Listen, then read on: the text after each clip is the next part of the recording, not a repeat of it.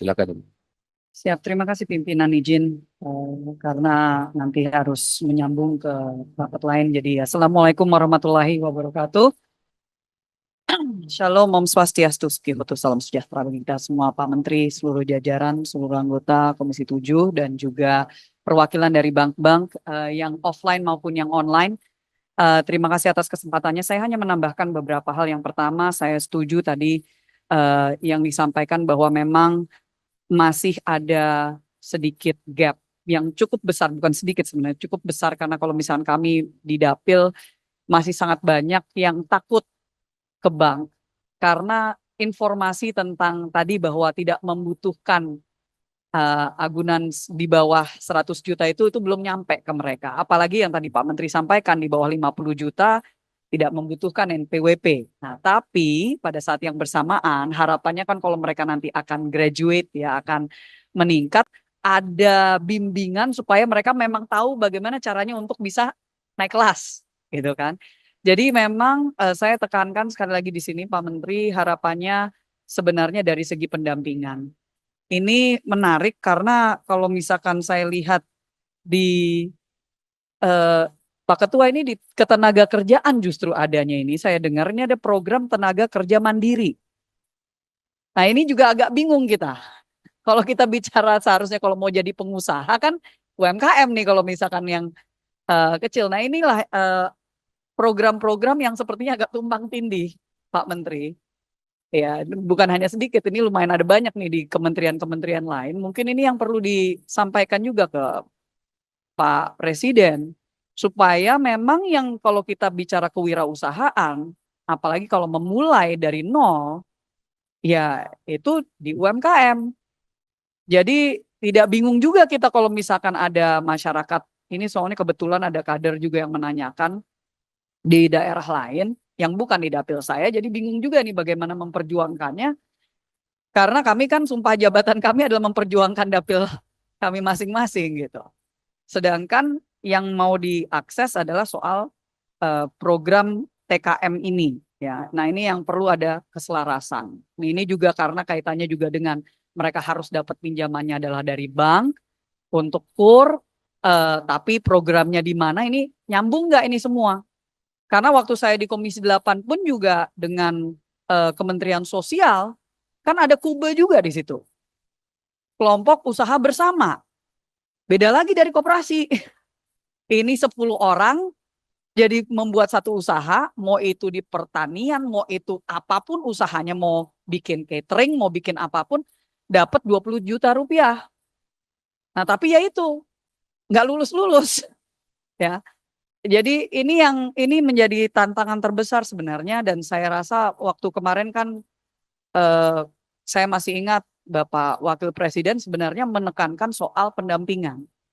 Ya, ini harus jadi apa namanya upaya terbesar mungkin ke depan. Jadi apakah itu nanti bentuknya satgas atau apapun itu.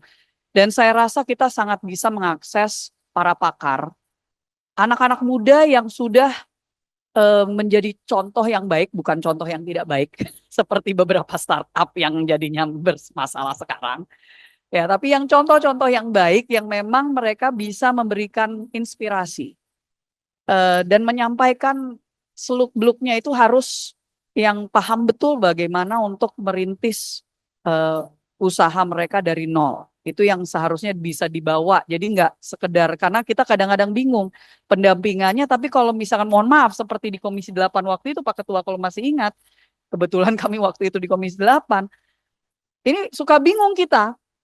Yang mendampingi Kube itu pekerja sosial yang nggak paham tentang bisnis.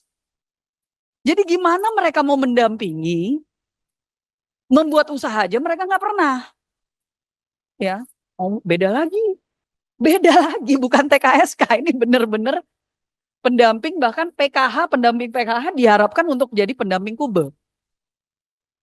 Nggak masuk. Jadi ini yang juga harus menjadi laporan Pak Menteri ke atas supaya sebisa mungkin, karena ini kan leading sektornya ini di Kementerian UMKM, sebisa mungkin apapun yang kaitannya dengan untuk membuka usaha mikro kecil menengah ya di sini. Ya. Lah yang terakhir dari saya soal tadi diangkat oleh rekan yang lain Bu Erna, terutama soal industri kreatif. Bagaimana bapak-bapak, ibu-ibu dari bank yang mereka yang mengajukan itu aset light. Jadi nggak ada aset yang bisa diagunkan karena mereka di teknologi. Nah, ini yang menjadi tantangan terbesar dari teman-teman saya, dari anak-anak muda. Kalau saya bertemu dengan anak-anak muda di seluruh Indonesia, adalah persoalan, lah kami ini punya usaha, nah itu visibility-nya itu bagaimana? Kalau di bawah 100 juta, 100 juta oke, tidak perlu. Tapi bagaimana dengan kalau di atas dari itu, karena memang mereka intangible business itu dari otaknya mereka sama jari jemari dan teknologi dan wifi kan gitu.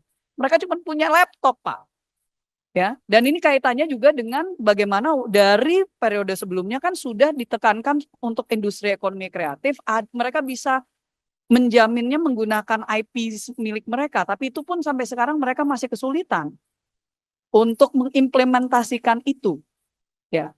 Jadi kebetulan kami juga bermitra dengan RRI, misalnya mereka kemarin bikin musikpreneur.